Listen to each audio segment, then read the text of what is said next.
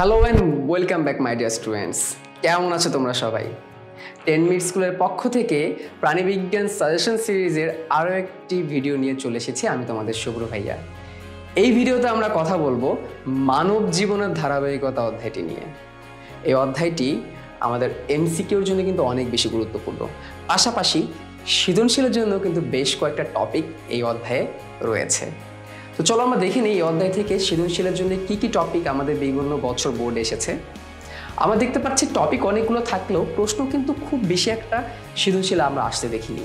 আমরা যদি এক এক করে আসি তাহলে সবার প্রথমে আমাদের এমসিকিউর জন্য খুবই গুরুত্বপূর্ণ একটি টপিক রয়েছে, সেটা হচ্ছে 3টি ভ্রূণীয় স্তরের পরিণতি। আমরা জানি মানুষের ক্ষেত্রে ভ্রূণের 3টা স্তর থাকে, অ্যাক্টোডার্ম, মেসোডার্ম এবং অ্যান্ডোডার্ম। এই 3টা ভ্রূণীয় স্তর থেকে পরবর্তীতে পরিস্ফুটনের সাথে সাথে বিভিন্ন রকমের অঙ্গ তন্ত্রের উৎপত্তি লাভ করে। তো এমসিকিউর জন্য কিন্তু এই পার্টটা অনেক বেশি গুরুত্বপূর্ণ।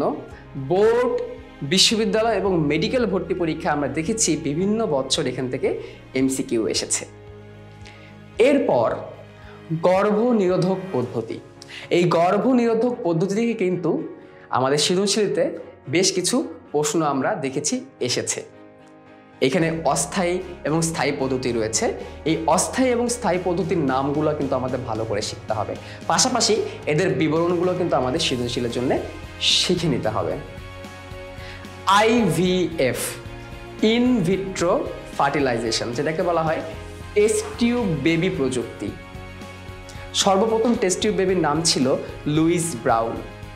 এই টেস্ট টিউব বেবি প্রযুক্তির মাধ্যমে কিন্তু যারা বা যেসব দম্পতিরা সন্তান লাভ করতে পারছেন না তারা এই পদ্ধতিতে তাদের সে আশাটা পূরণ করতে পারেন, এবং এখান থেকেও কিন্তু সৃজনশীল আসার বেশ সম্ভাবনা রয়েছে। এবং এই পুরো পদ্ধতিটা আমাদের বর্ণনা সহ শিখে নিতে হবে সৃজনশীলের জন্য। আরেকটি গুরুত্বপূর্ণ টপিক রয়েছে যেখান থেকে এমসিকিউ আসতে পারে এবং সৃজনশীলও সাধারণত আসে, সেটি হচ্ছে রজচক্র। এই রজচক্রের যে ধাপগুলো রয়েছে, এই ধাপের মধ্যে কি কি ঘটনা ঘটে, এই ঘটনাগুলো চলাকালে হরমোনের কি কি ওঠানামা হয়, কিভাবে হয়, এই জিনিসগুলো কিন্তু আমাদেরকে খুব ভালো করে শিখে নিতে হবে। পাশাপাশি এই বিভিন্ন সময়ে অ্যান্ড্রোমেট্রিয়ামের যে পুরুত্বটা দেখা যায়, সেই পুরুত্বটা কখন কেমন হয়, এটাও কিন্তু আমাদের ভালো করে শিখে নিতে হবে। অতঃপর এই অধ্যায়ের শুরুর দিকে পুরুষ এবং স্ত্রী প্রজনন তন্ত্রের যে গঠনটা রয়েছে, সেই গঠন থেকে কিন্তু সাধারণত এমসিকিউই বেশি আসে। এখানে বেশ কয়েকটা হরমোনের কথা বলা রয়েছে, সেই হরমোনগুলো আমাদেরকে এমসিকিউর জন্য শিখে নিতে হবে।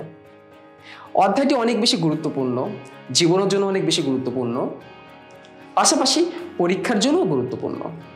যদিও বোর্ড পরীক্ষা এখান থেকে খুব বেশি একটা প্রশ্ন আসতে দেখা যায় না, তারপরে কিন্তু একদম যে আসে না তা কিন্তু নয়।